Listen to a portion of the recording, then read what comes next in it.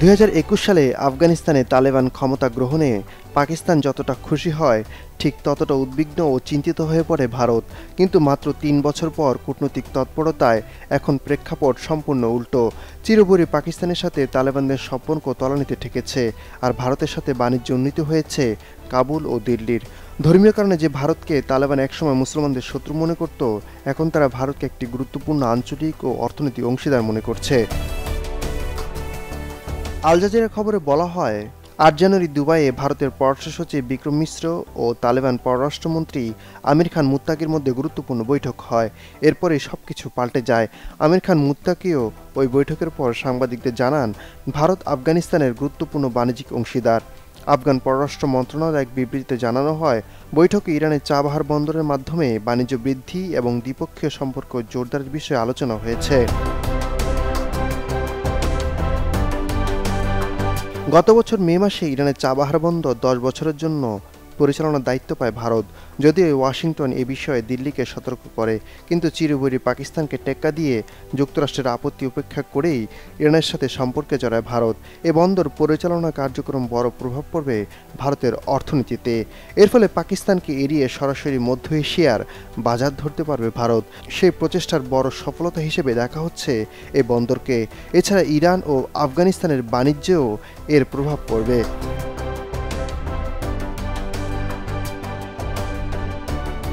আফগান পররাষ্ট্র মন্ত্রণালয় বিবৃতিতে আরও জানিয়েছে, ভারসাম্যপূর্ণ ও অর্থনীতিমুখী পররাষ্ট্রনীতির অংশ হিসেবে ভারতের সঙ্গে রাজনৈতিক ও অর্থনৈতিক সম্পর্ক জানাবে আফগানিস্তান। এ বিষয়ে ভারতের পররাষ্ট্র মন্ত্রণালয় জানিয়েছে, আফগানিস্তানের উন্নয়ন প্রকল্পে কাজ করতে এবং বাণিজ্য সম্পর্কে বাড়াতে তারা আগ্রহী। এছাড়া আফগান শরণার্থীদের পুনর্বাসন, নানা উন্নয়নে প্রতিশ্রুতি দিয়েছে দিল্লি। ভারত আরও জানিয়েছে, তারা আফগান স্বাস্থ্যখাতের সহায়তা বাড়ানোর পাশাপাশি দেশটির ক্রিকেট সহ ক্রীড়াক্ষেত্রে উন্নয়নে কাজ করবে। যদিও ভারত সরকার এখনও তালেবান প্রশাসনকে আনুষ্ঠানিক স্বীকৃতি দেয়নি। তবে 2022 সালের জুন থেকে কাবুলে দূতাবাস পুনরায় চালু করে দিল্লি। বর্তমানে কারিগরি বিশেষজ্ঞদের একটি দল দূতাবাস পরিচালনা করছে। বিশ্লেষকরা বলছেন, গত 2 দশকে আফগানিস্তানের জ্বালানি, খনিজ ও ভূগর্ভস্থ সম্পদ উত্তোলনে ভারত $300 বিলিয়ন বিনিয়োগ করে। কিন্তু তালেবান সরকার ক্ষমতায় আসায় তাদের সেসব বিনিয়োগ পুরোপুরি ঝুঁকিতে পড়েছে। তবে ভারত অত্যন্ত সুকৌশলে এবং কূটনৈতিক তৎপরতায় সে বিনিয়োগকে এগিয়ে নিতে সফল হয়েছে।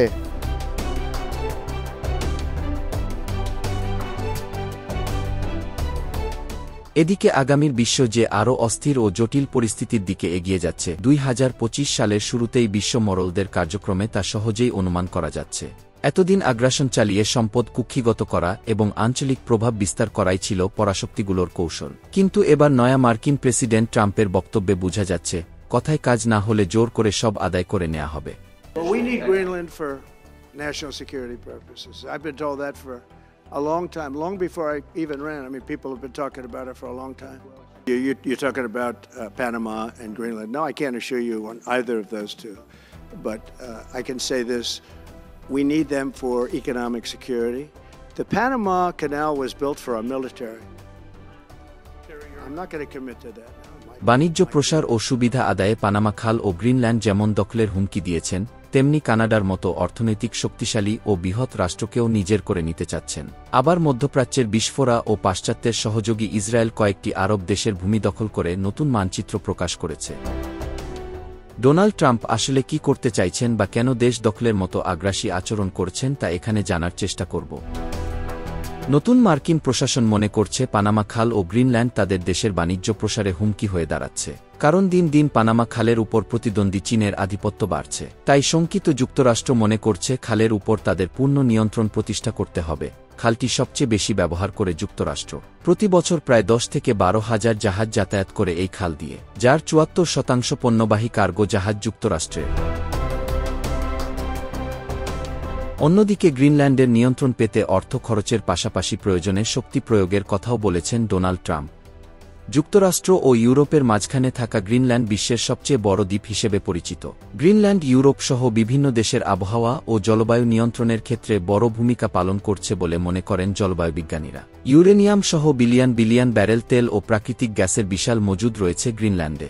দেশটির খনিজ সম্পদের বাজারে বর্তমানে চীন বিশাল জায়গা দখল করে রেখেছে, আর তাই যুক্তরাষ্ট্রের মতো অনেক দেশ সেই জায়গায় প্রতিযোগিতায় নামতে চায়। এদিকে মধ্যপ্রাচ্যে চলমান যুদ্ধের মধ্যেই ফিলিস্তিন, জর্ডান, লেবানন ও সিরিয়ার ভূখণ্ডকে নিজেদের দাবি করে বৃহত্তর ইসরায়েলের মানচিত্র প্রকাশ করা হয়েছে। এ ঘটনায় ক্ষোভে ফেটে পড়েছে আরব বিশ্ব। এ পদক্ষেপকে এসব দেশের সার্বভৌমত্বের উপর সুস্পষ্ট আঘাত এবং আন্তর্জাতিক আইনের লঙ্ঘন বলে মন্তব্য করেছে আরব দেশগুলো।